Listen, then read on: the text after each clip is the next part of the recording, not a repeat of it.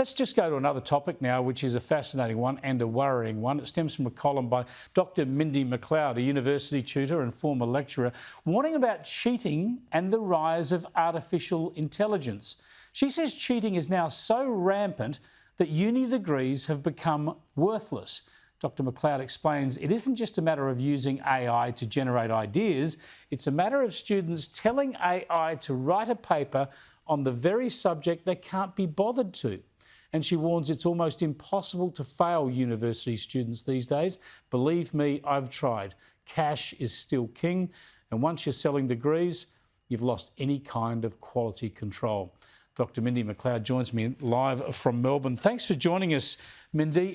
That's such harsh words, but they're such a clarion warning about our higher education system. How deep, firstly, is the AI problem?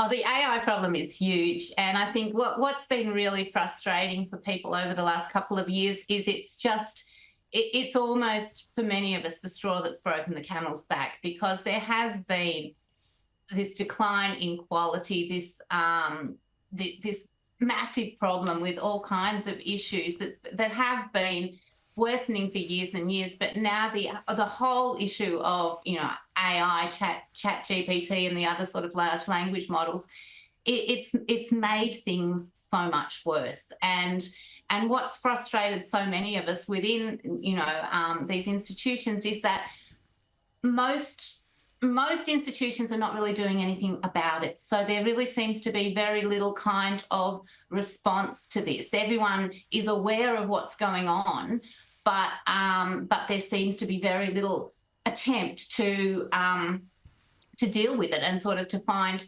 alternative ways of assessing students or making them take ownership of their own work. How could you assess work that's handed up? How do academics assess work? Because there could be some students who do all the work independently. There could be others who outsource the whole project to AI.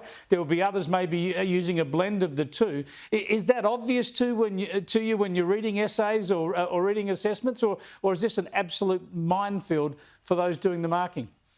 It's an absolute minefield. I mean, in many cases, it is absolutely obvious. It's really obvious who's used an AI generator to write their essay, because at the moment they're all writing to a prescribed model, and you can recognise what they're saying, and the references are all over the place. They're quite simply not good enough to be doing the kind of things we're asking for them. But because the quality of students has been declining for so long, even these sort of D-grade essays are better than what a lot of the students could produce on their own. So that's the problem we're dealing with. What a mess. I mean, you've only just begun to grapple with this. The other issues, as you say, with the cash pressures on universities, overseas students and churning people through. This was already a problem. A lot of academics told me that they're dealing with students with really poor language skills, so it's hard to communicate with them and hard for them to complete their work.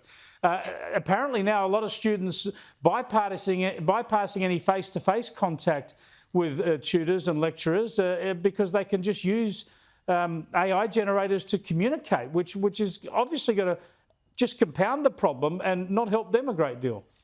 It's not helping anyone, yeah, and I think it's sort of given so many people an excuse not to engage with their tutors, with their lecturers, and with any of the content, because they can just use all kinds of artificial intelligence to create the appearance of understanding, or create the appearance of having some command of English, or but it's made it really difficult for anyone who believes in the integrity of the university to have faith in this system any longer. Mindy, thanks so much for bringing it to our attention. It's a brave thing, an important thing. And my guess is most academics would agree wholeheartedly with you, but few of them will be brave enough to come out and talk about it publicly. We'll see. We'll check in with you later and see what sort of feedback you've got. But thanks so much for joining us. Thanks very much. Thanks for having me on.